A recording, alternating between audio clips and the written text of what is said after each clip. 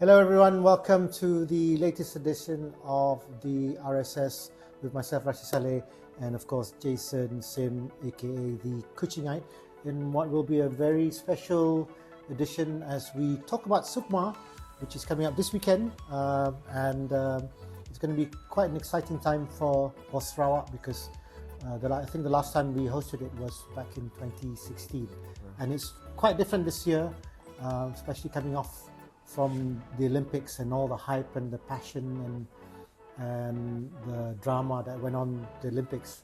We're now looking at the future of Malaysian athletes and sportsmen for the Malaysian Games, aka Sukan Malaysia, aka Sukma.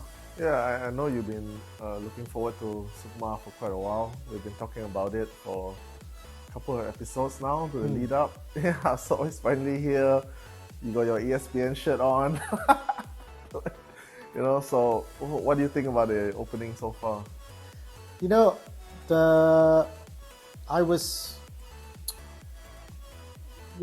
been hyped up, obviously, especially when this episode comes on. It'll be the opening ceremony this evening, in the evening of the Saturday 17th.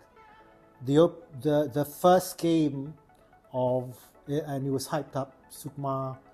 It was hyped up on our Sarawak State channel TVS that football was going to be on as you do with a lot of the multi-sports events. You always have that spillover, and yeah. So I was quite surprised that the first game was Federal Territory against Pahang. I would have thought that the Sarawak football game should have been shown first. As the host. As the host or the leading partner. I know they're working alongside RTM on this because RTM are experienced and of course they should be consulting or vendor, whatever you want to call it. And because we don't have the experience, we don't have the capability, but this is a good time to be able to learn it. But as the host broadcaster or the leading partner, and it's in our state, our territory, we should show the first game, and the first game should have been at least the Sarawak match. So, me as as a pundit or an experienced, sports person, but as an audience or Sarawak can go, hey, how come it's not shown first? Because it makes sense, doesn't it? I mean, for all the other sports events that we have, big multi-sports events, they will always have the host. You put that down as like a simple mistake. I mean, if it obviously never happened before, no. Like I said, it's happened already. So I don't know whether it's in hindsight they didn't see it, but Sarawakians are going, and this is not something I'm making up. It's all there in you see in the comments like people are questioning like, why are you not showing the Sarawak game first? I was quite disappointed myself because the first thing, I mean, I have a nephew who's playing. He's Sarawak. I mean, he's Sarawak. He's playing for Negeri Sembilan. I'd love to watch him play, but the first thing I want to do is I want to watch our Sarawakian boys on first, because it's a curtain raiser, Yeah, I mean, this is obviously like the biggest thing that Sarawak has ever done, like broadcast-wise, or maybe organization-wise, even for sports. For TVS. Yeah. Even for sports, I'll say, is it the biggest thing we've ever done? We've done, like I said, we've organized Sukma before in 2016. So we've done it before. It's just that televised-wise, it's always been under RTM because obviously they're the government channel. But now we have our own state channel and we're the leading partners. So we should have the right to say what we will be showing because it's our games. Yeah, I got mixed up with the SEA Games. So, but do you think so? Think of it as SEA Games but states. Yeah. Just like that. So the countries are the states. That's the. So how do you prepare to do a broadcast like this? I mean, this is the first time TVS has ever done anything like this. I mean, you have RTM as the vendors. Like, are there as well like the consultants? Is there a transfer of knowledge? Okay, the transfer of knowledge should have started And I'm not sure, because there's been obviously also a change in management TVS prior to this as well. So for us as broadcasters, the first thing we do as sports broadcasters is once we knew what the dates were. For example, we knew in March last year that Sarawak was given the rights to host the Sukma. From then, we already go, okay, once they have the committee, the Sukma committee has decided, along with Sarawak, and they did, to figure out which sports are going to be. So you have I think 20 main sports and another 5 that Sarawak as hosts get to choose. Yeah. So once those have been identified, the first thing you do is, okay, what we do is we look at all the sports and then we start figuring out how to cover it. Let the organizers worry about, where it's going to be, We help them promote the locations once they identify the locations, what they're going to do about it. Those are all new stuff. Yeah. The biggest thing for us as the host broadcasters is we now identify the athletes and the sportsmen because we want to start promoting them. Yeah. Because by the time Sukma comes around, which is now, our audiences, our supporters will know who they are. So by the time they get to the stadium, they will give them an extra incentive for the sportsman and the athlete because they know that the audiences know who they are. Puts extra pressure on them, but they've been promoted. It's like how we do with our national athletes. For the whole year, we're promoting, coming up to Olympics. We know what she's done, blah, blah, blah, blah, blah, blah. It's the same thing. The cycle is there. The teaching is there. So that kind of transfer of knowledge, you can get RTM to and especially the sports section, because RTM have their own sports channel as well. So you can get the sports people to use that transfer of knowledge over to our people at TVS. And TVS should have a sports desk or at least a sports department, because you've got Sukma coming up for that whole year, irrespective of who's in the management. You have that sports department to start training people to do that. So we have, by the time we get to Sukma, we'll have the hosts, we'll have the commentators, we'll have the reporters. Do you have a large say in the scheduling of the games? The scheduling of the games, we do have a say in terms of but this, you have to work with the sports associations, because the associations are the experts of how each sport is governed, or how it is put out, or rather, organized. That's the word for it. So, for example, I know rugby like the back of my hand because I've been an organizer for rugby, the 15s, 10-a-side, 7s. Sukma, Malaysia Games, is 7-a-side because 7-a-side is very popular. It was introduced by us in Commonwealth Games back in 1998 when Malaysia held it, and it became such a popular sport that a lot of people watch rugby sevens. You hear about Hong Kong sevens. Then you have the circuit now, the bank, the HSBC sevens, and now we also have the Asia Rugby sevens, which Malaysia is part of. So usually with rugby sevens, it's usually over 2 days. Hong Kong sevens is a bit different because they actually have a Hong Kong tens tournament at the same time. It's a one-day tournament, I think. So usually it's over 2 days. On 3 now, that because we have also women's rugby, which is being promoted in leaps and bounds, and so many women playing rugby now. It's great for the sport. So the scheduling? The scheduling in terms of itself, you will have your group games. It's standard. It's standard all over the place. So it's standard that you have your group games, and then you'll have your knockouts the next day. So it's either you have the bowl, plate, and cup.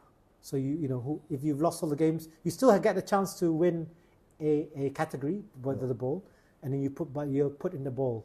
If you win all your games, you go straight to the cup. If you lost one game, perhaps you go into the plate, or they'll all go in the cup, and the loser of that will fight to get the plate category winner. So it's all that the system is there. So when you get the scheduling, you don't need to know who's going to be playing. because they will do a draw either on that Friday, the first day. They will do a draw, the team managers meeting, blah, blah, blah, and all that.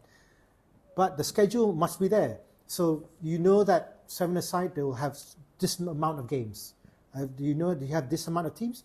So you give an example for rugby sevens. Usually starts around 8 o'clock at the earliest, or maybe latest. We've had games that started earlier, and you finish by 5 o'clock, and you finish all your group games on the first day, and then they will know who goes in what for the knockouts, right? Yeah. So the scheduling is there. Yeah. Whether the details, that's not important because you can fill that up later. So you have, for example, I've got the Sukma app. Yeah. I was trying to find out what time the matches start. Yeah. Again, this is the first time we've done this. I'm so glad we have the app. Yeah. Because it's something. It was launched up, I think, probably a couple of days ago, or 3 days, or a week ago, and it's very helpful. But again, it's all learning processes. But the scheduling is the general schedule isn't there. So for someone and we talked about this off camera just now, for parents who live in Nanjong, they want to find out when their kids are playing. Obviously, they won't know exactly what time their kids are playing in their games, but you would want to know as a supporter or as someone who loves a fan of the sport. I might want to watch everything, so I want to know what time it starts so I can plan my day. Yeah. So the general scheduling should be put into the app so people can plan ahead of time, so they'll know when to go, when not to go. Of course, the detailed one will happen probably the day before, and that's normal. Yeah. And no one should complain. We're not getting it because this is a big lots of contingents coming together, and they've only just registered all the teams, and some are still flying in as of today as well. So yes, there's a lot of moving parts, but you must have at least a general schedule so people know when to go to the stadium or to the venue. How does the broadcaster choose when and what to show? It depends on budget. Yeah. If this is where we say, if you have had planned a year ahead. Again, this is something so new to us that you need consultants to be able to tell you all this. If we had planned this a year ahead, we would have gotten the sponsors. That means we would have gotten the money. That means we will get more equipment. That means if we planned properly, and that's why SEA Games is so important that you start now. Remember Rexy Manaiki, even as the coach, he said, for LA 28, we have to start now. Yeah. Those are coaches saying. So as broadcasters, if you're host broadcasters, we're going to be doing the SEA Games. We've got to start now, planning what kind of, we will find out probably in the next year or two what kind of sports we'll be doing. So we need to find out, this is now beyond Malaysia.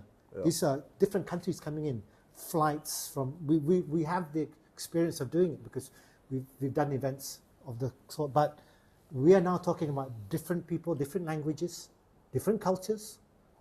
So you got to start now. So that's why it's very important. If you start getting the sponsorship deals early, you can cover all those costs and lessen the burden for the government, and obviously our Sarawak government.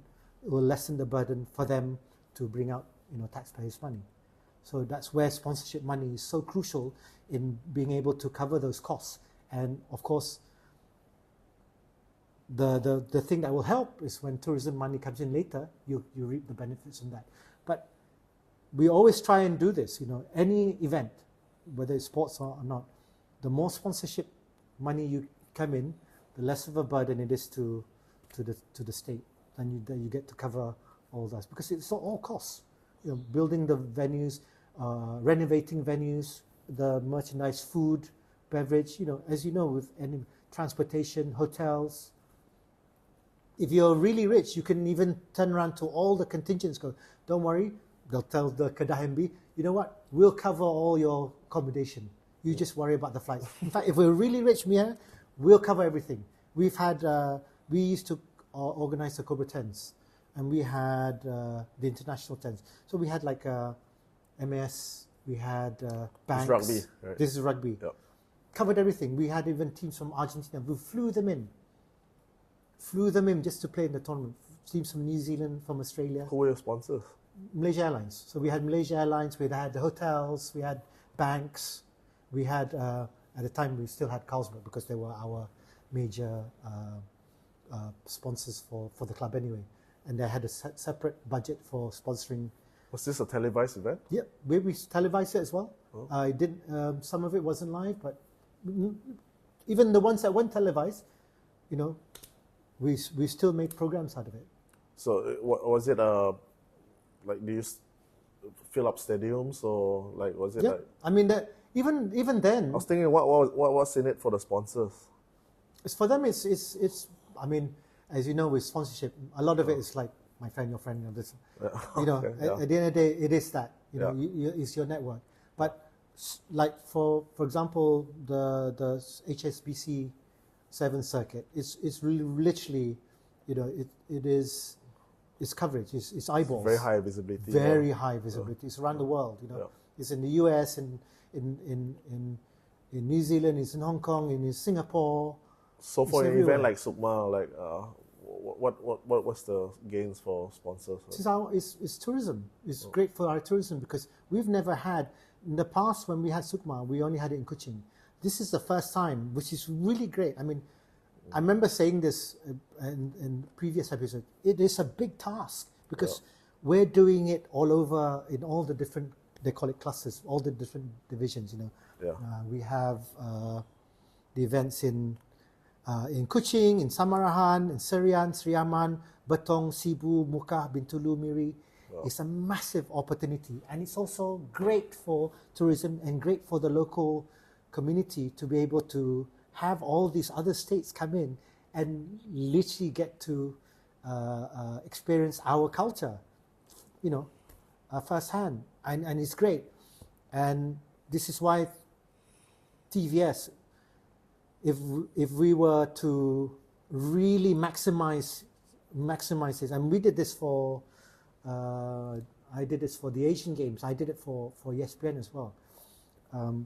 Not just show the, and I'm sure they'll do it, not just show the games, but also other programming showcasing our food, Emiri, you know, like, you know, you have like Sibu, if it's a Dabai season, you know, you could do a promo on Dabai during the games. You know, I did one on the Asian Cup. So did a piece on about China. We're the hosts for the Asian Cup. We have in our group we have China, this and that, blah blah blah. But in Malaysia we have, and I did it in a coffee shop. It's like we have this kind of food in. So for those of you who are coming to the Asian Cup, we started promoting our food. Yeah. So there's a lot of cross promotion that can be done, not just for the sport, not just to showcase our athlete, but also to showcase our state, our territory, showcase Sarawak.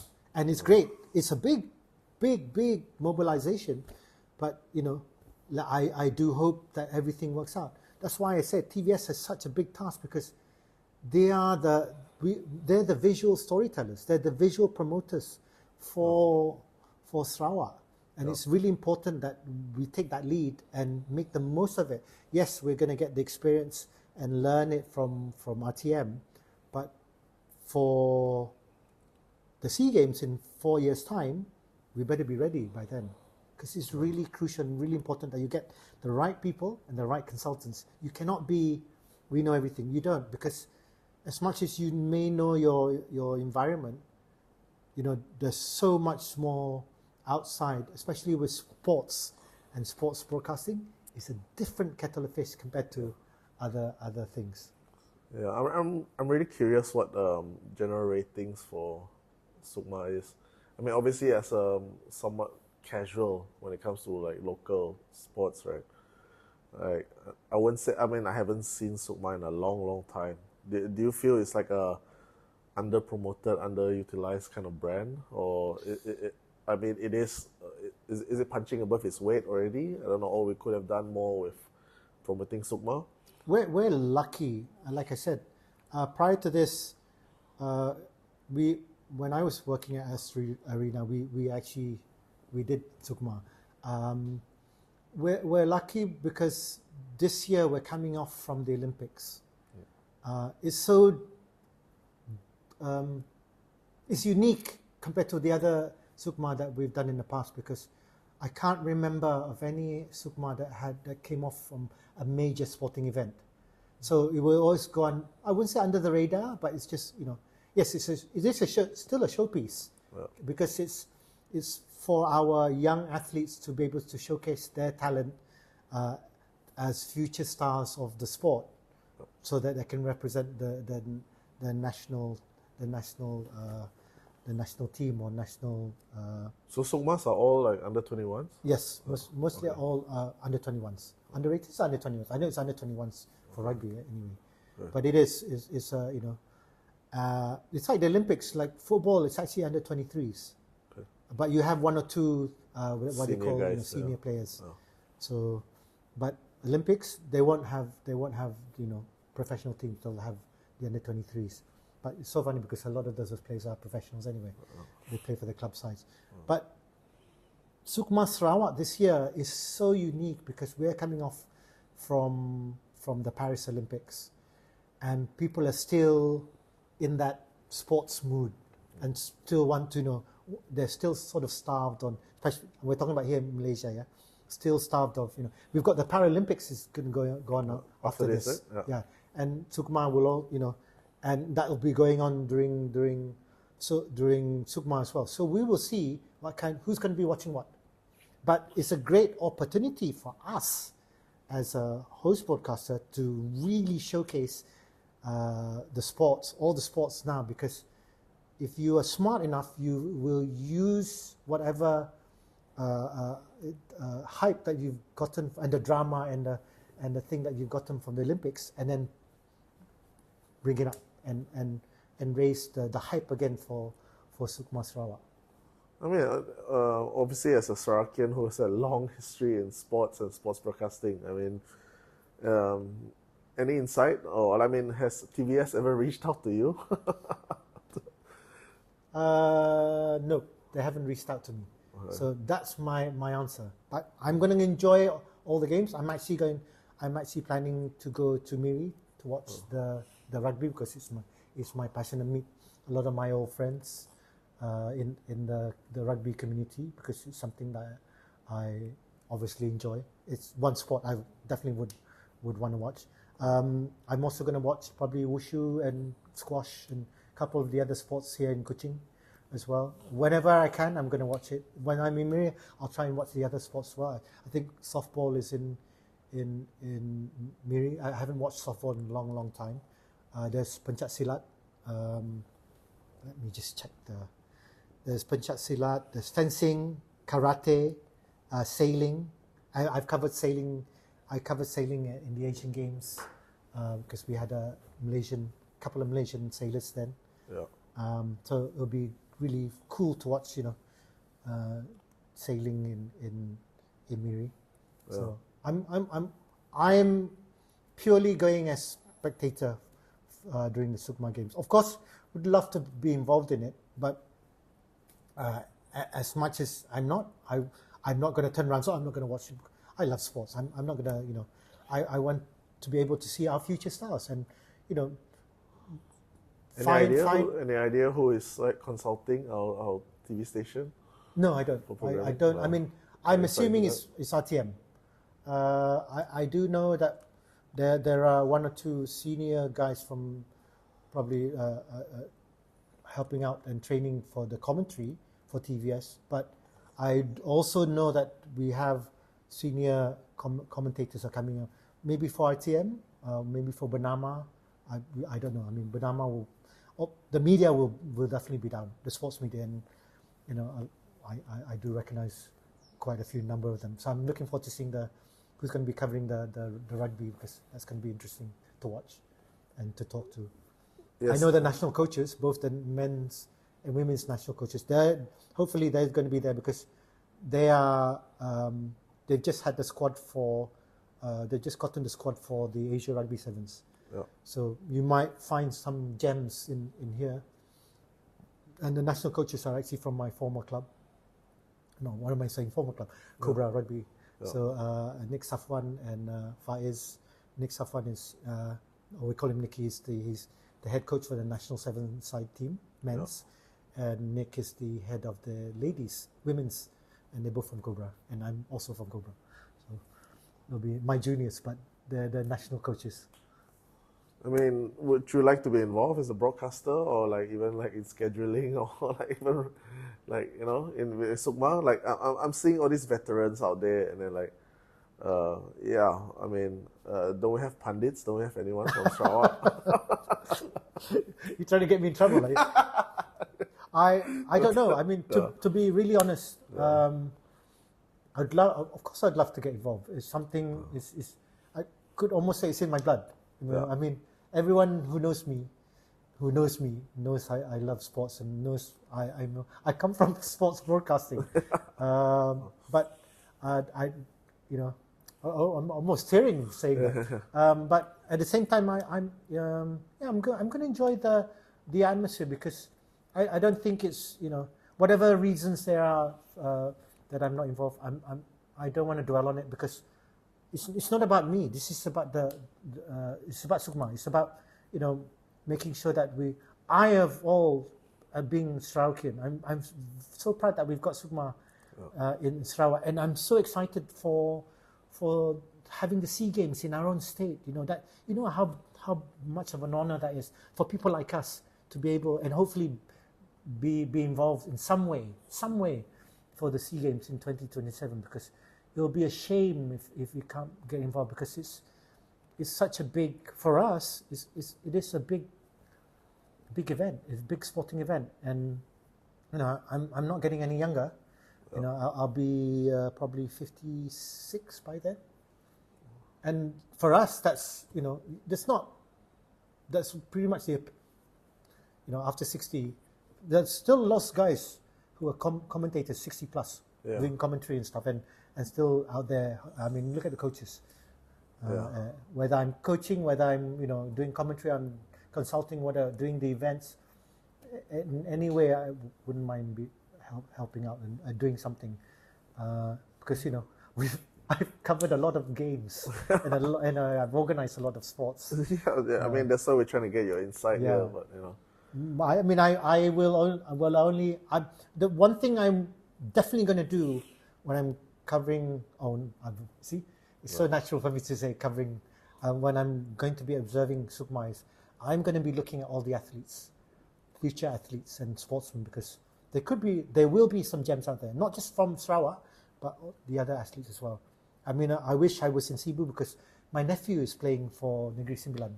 Sarawakian, but he lives in Nilai, so he plays for, and he's really good. And his father, my younger brother, is such a natural sportsman. What sport is this again? What sport is Football. this again? Football. Yeah, so they just lost, I think, to Selangor. Not just lost, but they lost the first game to Selangor, I think 2-0.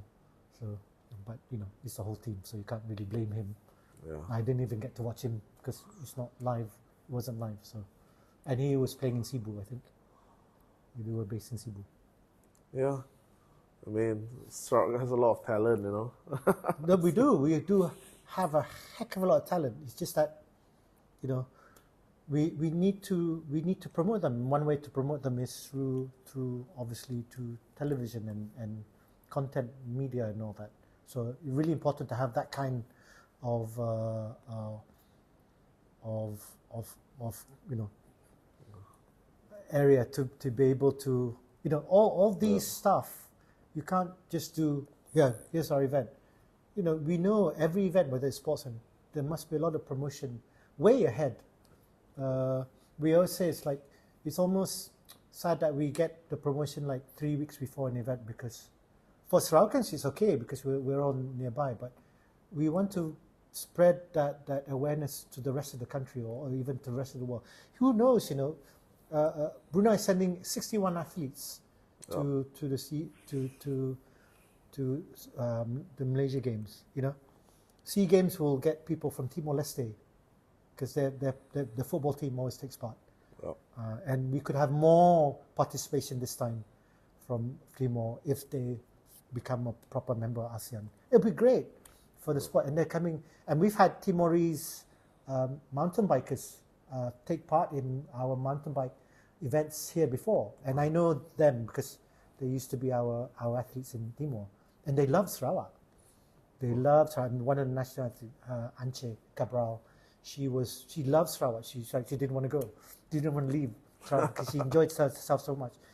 And she was a really good mountain biker as well. So that's the kind of promotion we can have if we know how to do it.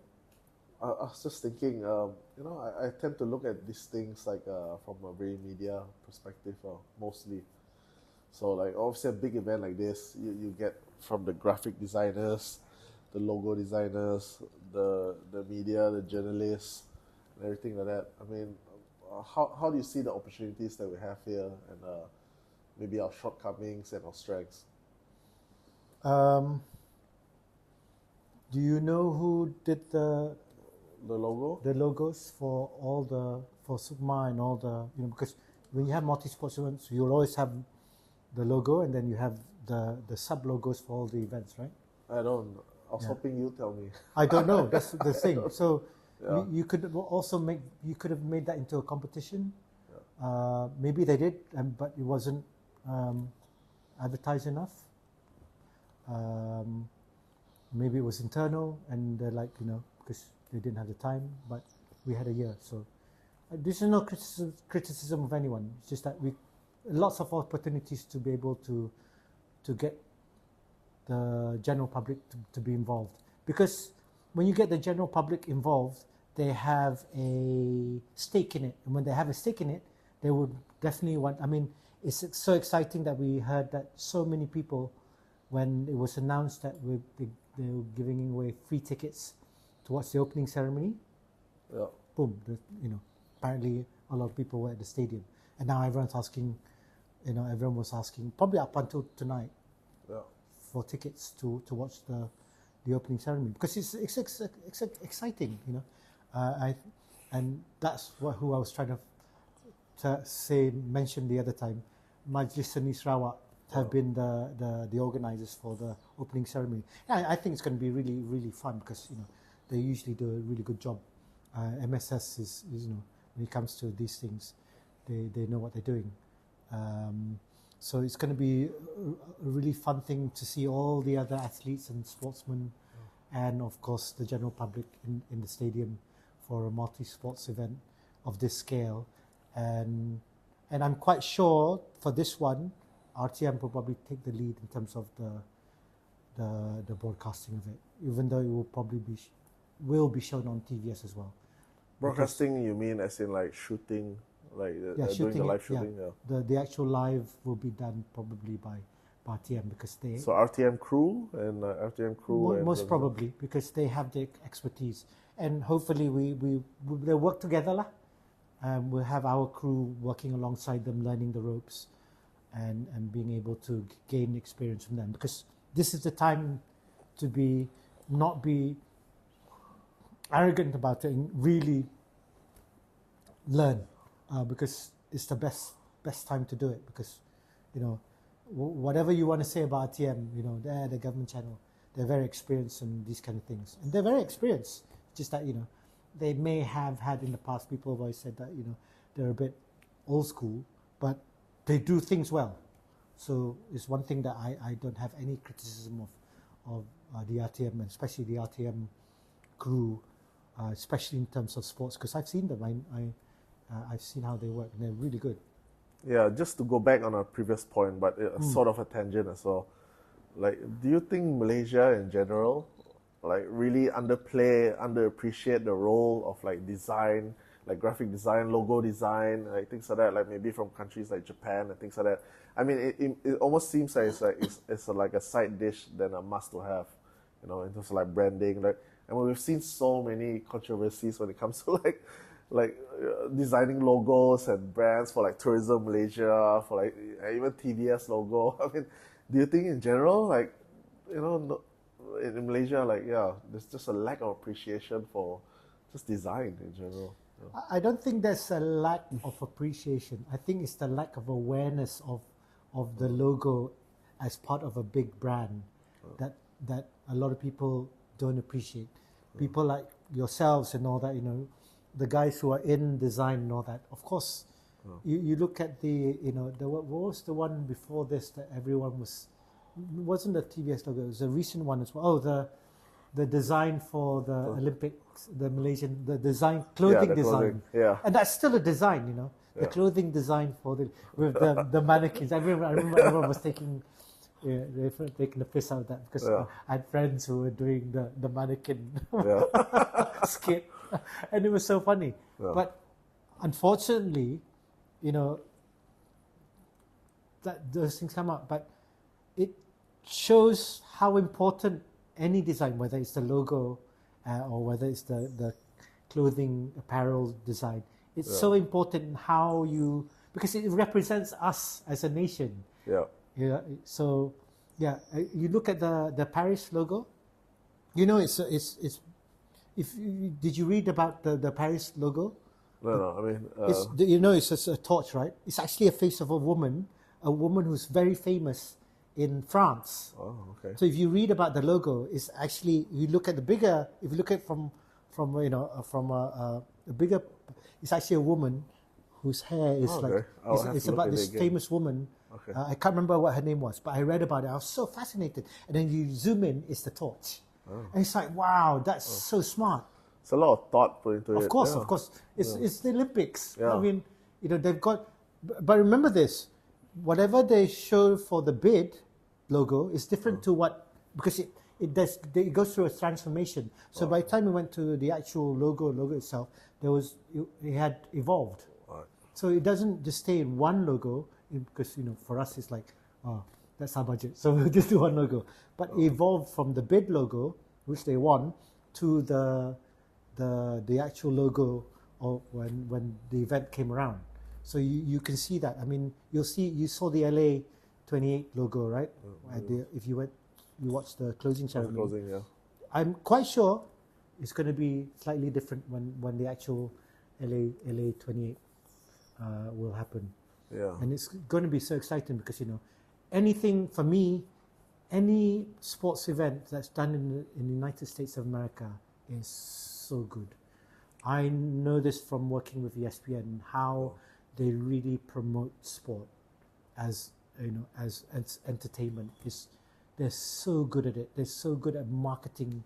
And we should be learning from these. Yeah, why don't you have that? I mean, it's obviously not for a lack of talent, because, like, you know, when every time these controversies happen, then when you see people online, like, you know, they just post up their alternative designs. I mean, they're amazing, you know. Like, is it because it's a very top-down approach?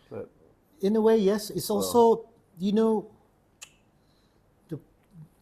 the creative industry doesn't get much. It is so under appreciated.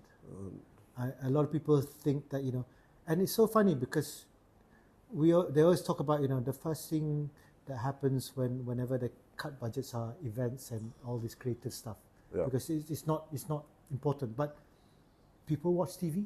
Yeah. People watch content. Content is creativity, and it's ironic that, like, oh, you guys are not important because, you know, as actors or as performers, you're not important. But we're the ones we're your voices for society. If it weren't for us, all these kind of stuff wouldn't be highlighted. Look at all the influences. Just look at the Olympics. You know, all these people talking about, you know, the drama that went on with our national track cyclists and all that. You know, Dato' Azizul Hasnia Wang was disqualified because he was, you know, and he couldn't race. But in 2016, and this was KJ mentioned it, I was there when the Great Britain rider, he did the same thing, but because this is the controversy, because he's Western, they like let him. But apparently they changed the rule after that. I understand that. So again, you know, But I mean, just back to the branding thing. Do you feel? I do feel that it's really important for anyone, whether you're branding for the nation, you're branding for the event. You must have, it's branding. Your logo is it's not as important as your brand. Yeah. It is your visual for your brand. It explains what your brand is all about. Yeah. It's like people is like, I know I'm going to go back to the TVS logo, but the TVS logo is part of your bigger brand. What is your message? And it's so important to be able to do that. And you're right. It's so underappreciated. I mean, we always go for the hornbill anyway. Yeah. But I like our logos for Sukma. It's quite a lot of fun. I mean, sporting multi-sports events logos have always been really cool, and they really make full use of the logo because they can do it for different events. Yeah. So then they use it as mascots and merchandise to give away to the athletes when they win as well. So yeah. I mean, it could obviously be like a bit of nitpicking from like graphic designers and things like that.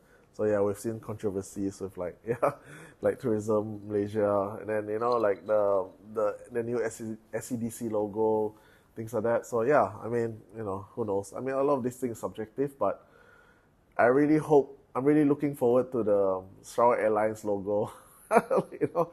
If anyone got any insight who's gonna like design that, please do a fucking good job. A lot of pressure, isn't it? Yeah. We don't even know what it's going to be called. Yeah, exactly.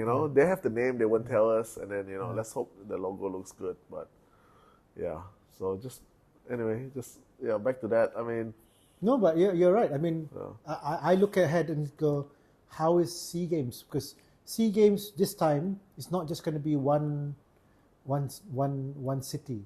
Yeah. It's not just Putrajaya, because last time we had KL SEA Games. Yeah. Right? Now it's going to be Putrajaya and Sarawak. So how is that logo going to turn out? Yeah. How is the branding? What's the messaging for the brand? Yeah, people downplay it a lot, but I mean, if it's shit, people remember it. Of course. If it's good, people remember it too. Yeah. Not as bad as. It's better being safe than shit, Yeah. But yeah, people kind of downplay like how much it affects how it looks in terms of like even the uniform. People, some people say like, what's the big deal? It's just a shirt, right? But the big countries, they really hire the best people to do their logos because they know it represents their country. And I think that's something that, as we mature, I guess, as our country matures, we will have that realization that things like logos and branding makes a big difference in how you portray yourself and also represent. Even that national costume, the Malaya, like it got into a bit of a thing as well. But we had that controversy with Harimau Malaya as well. It's like, about Sabah Sarawak. There's a fine line that you have to go through. Yeah. Actually, what are your thoughts on that? Like when we changed the name to Harimau Malaysia, we changed it back to Harimau Malaya. Do you think it's like a bit of a non-issue in the first place, or do you think when people say it excludes Sabah and Sarawak, it's a legit thing? To be honest, I never put much thought into the Harimau Malaya thing myself, because it was like, well, look at that. Because for me, it was like, well, it's secondary, because you look at the performance of the team first. Yeah. Irrespective of whether we go Harimau. Those are for the supporters. You can have a good go at everyone, at each other, but the most important thing is like, where are we in the world in terms of our performances? Yeah. Because those are all, secondary objectives. Not even objective. It's just semantics to me. Yeah. Because the most important thing is like, I don't care what you call us. It's the Malaysian national team. Let's go and perform first. And then even now with the controversy with KPG leaving, and now he's with Ulsan, right? They won their first game, by the way. 1-0 since he took over. And all this, I don't know. There's so much information now, about whether it's Harimau Malaya, Malaysia, whatever. And by the way, the film should be out by now. The Harimau Melaya film, directed by Aflin Shauki, Dato' Aflin Shauki, is out already. Okay. Yeah, so that's something I think everyone should be watching. So you see the insights how because it's all about Kimpango and blah blah blah and all that. So it'll be interesting to watch how that was done. I remember speaking to Aflin about it. He didn't give me much details about the film because it was like he wanted it to be a surprise. So I guess we all have to go watch it. Okay, great. But it's called Harimau Melaya lah. So yeah, so why don't you have a go at that? Yeah. Yeah. I mean, yeah, it's complicated. It's very complicated. I mean, if you look at now, but surprisingly, no one's complained about the Sukma logos, and it's quite cute lah. I think it's quite cute, except that you call it Ukma instead of Sukma, right? No, do I? Yeah, because the S doesn't come out too much. No, I don't think that was me. Oh, somebody else. It wasn't me. Yeah. I mean, I'll be honest about it. Like, I don't know a lot of people, maybe in my generation, who has followed like the Sukma Games for a long, long time. But just because it's in Sarawak right now, I mean, the interest has obviously peaked. Because it's in the home ground, and we want to kick ass. Well, you know why? Because our Sarawakians are so starved of events, especially sports events. We don't get that many. When they had the Yonex Sunrise event in Cebu, it was packed. Yeah. Everyone's like, oh no, we're not going to pack that. So no, people love sports. Yeah. Sarawakians generally love sports. I mean, even the WBC, however much you want to talk about how it's done, people pack the stadium because we don't get to watch sports events live. Yeah. And people love watching live sports events. And apart from the music festivals, sports is the other one event that we should be promoting, because heck, we have the Pandalil Renong Aquatic Center. We know we're good at sports. And I know you have experience with doing events like this, and you've spoken about your interests. I mean, do you think it's really viable to bring a lot of these big events in Sarawak? Do we have the? I have some whoever picks it up, great. Oh. The X Games, right? It was big. Yeah. Everyone used to watch the skateboarding Games. And all that. Yeah. We have the opportunity. I've had this idea for years now. And if someone hears me talking about this and watches this or listens to no one watches this. No, they do. Do you know, I will show you the... no, just kidding. I wanted to create something called the Borneo Games. Now, you hear me out. You probably you'd have your usual sports like football and all that, Brunei, Sabah, Sarawak, Kalimantan. Right. But you can also have sports like mountain biking. Not just the mountain biking, but you could tour mountain bike. So 5 days across all the regions, all the places in Sarawak. Rock climbing. You have the wall climbing, like the Indonesian that won it. He's from Kalimantan, by the way. Yeah. That you have whitewater rafting. You have 4x4. You have all the martial arts, because our island is known for all that. So you don't have to have too many events, but start with that first, and guarantee there'll be other sports that will join in. Imagine our own X Games, but call it the Borneo X Games, Borneo Games, whatever you want to call it. Do you think that would be cool? I think that would be cool. So cool, because you know what? That will bring all the eyeballs into our island, and not just Sabah, Sarawak. But if we started leading it and organizing something like that, do you reckon people from all around the world will come and watch? Because people around the world came to watch X Games. Yeah. And it's different to all the other... And just call it the Borneo Games. And just have it in one place. I don't know, every 4 years, whatever. Every 2 years, whatever. Yeah. That's something, do you think will excite people? I reckon so. Something that I know I planned it in my head for the longest time. Yeah. And it's unique to just our island. So people around the world don't have that. Yeah. Just us. I mean, when I saw that the guy from Pontianak, was it Frederick or what's his name? Yeah. Like, the one that they won the Do gold. you know how fast he climbed up? That was amazing. He beat the China guy. And Yeah. I was like, huh? 40. It was 47 point something seconds. That was a real eye opener for me. Yeah. You've never watched that? No, I have, but it's like for someone in Pontianak to win, and that I was like, wow. I mean, Gold the medal, sport is yeah? a lot bigger than here. Indonesia. Yeah. So, I mean, yeah, maybe Borneo is Yeah. yeah. So, just goes to show we can have those kind of events, Yeah. and yeah, go have it all over Borneo, whatever. You know, you can have Pontianak, you can have one in Kuching, one in KK, one in Bandar Seri Begawan. Yeah, I mean, any sponsors watching? It will be so big. Yeah. It will probably catch. I mean, if someone picks it up and organizes it, great. Doesn't matter. That's my idea. But I know how to do it. Yeah. Because it will be. Then you have. Then you can have your road races. You can have the 4x4s, everything. Yeah. I don't know. Regattas and things like that. You Yeah. can like fly fishing. Yeah. All we're islanders, what? Yeah. Use all the resources we have Yeah. and use it as a sport. The regatta can be a regatta big as well. thing. Yeah. Well, now I'm getting like. Yeah.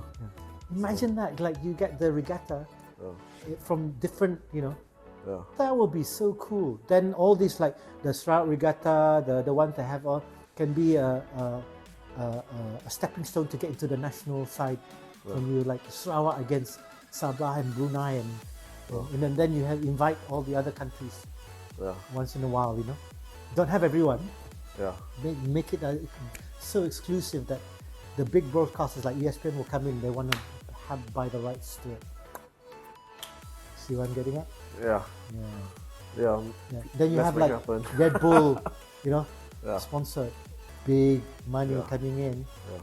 Don't say we can't make money. It's games. It's just the same sport. And then TVS, the host broadcaster. Yeah. So? See what I'm getting at? No. Get so excited talking about sports. I always love talking about, but I'm looking forward to the SEA Games. I'm looking forward to seeing our young athletes. I'm looking forward to seeing future stars. Hopefully one day represent Malaysia. And We still got the Paralympics. we still got the Paralympics as well. We've got our own Sarawakian Malaysian weightlifter as well, who's going to be. I'm not sure whether he's going to be competing this time around. Yeah. Our gold medalist in badminton is going to be defending his title as well, and he's got a film out as well. Gold, is it called Gold or something like that? And then Jojo will be fighting in Denver. And Jojo is going to be fighting in Denver in the US as well. So there we go. I mean, what's there not to love about sports, man? The rest of us just become spectators and you should enjoy the show for now.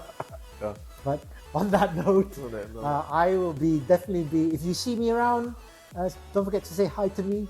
I'll definitely be at the rugby for Sukma in Miri, and for him, I suppose you might see him around somewhere in Kuching. I'll be around. You'll be around. So from myself, Rashid Saleh, and of course Jason Sim, you have been watching the RSS. Bye bye.